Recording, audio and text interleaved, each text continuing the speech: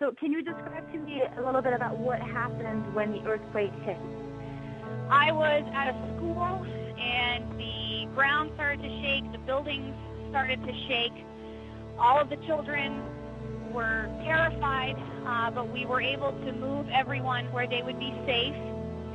I left and walked a mile home where I live to take care of the people in my neighborhood.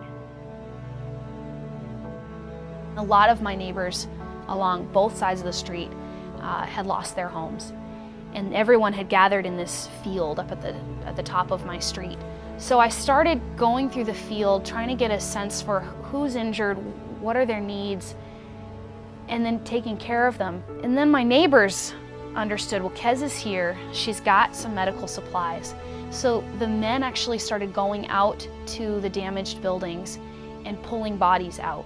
So for that entire first night, they were bringing me victims, and victims were coming from as far as 3-4 miles away because they didn't know where else they were going to find care. And now, Eyewitness News continues. 5:32 and our top story this morning, trying to gauge the level of destruction in Haiti. A few hours after the earthquake happened, we get a phone call from the television station saying, we just interviewed your daughter, she's doing fine, she's saving people's lives. The first eyewitness accounts describe the serious destruction and human suffering. There were thousands of people in the street, everybody screaming and crying and praying. When that first night finally ended, the last patient showed up there at the field. I just wanted to collapse and fall asleep.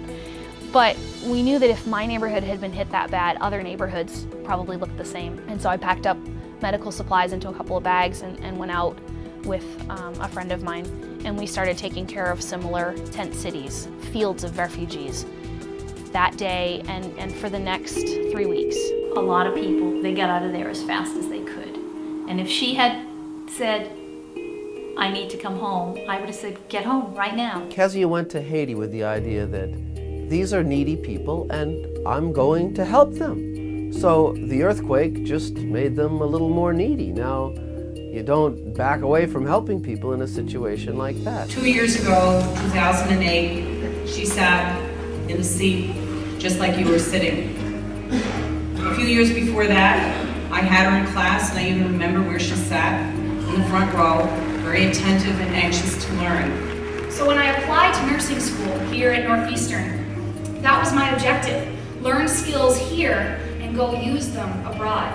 So it was really the co-op that sort of springboarded me to meeting the other people that together became my different jobs and my different connections. And again, through them, I met the organization that I'm currently working with.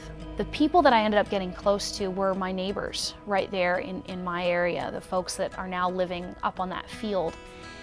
And we bonded in a way that never would have happened without the earthquake. And seeing how my neighbors responded and seeing the ways in which they found little things to do to kind of help me out really encouraged me that the situation in Haiti is not going to be solved by people like me coming in from the outside and helping out.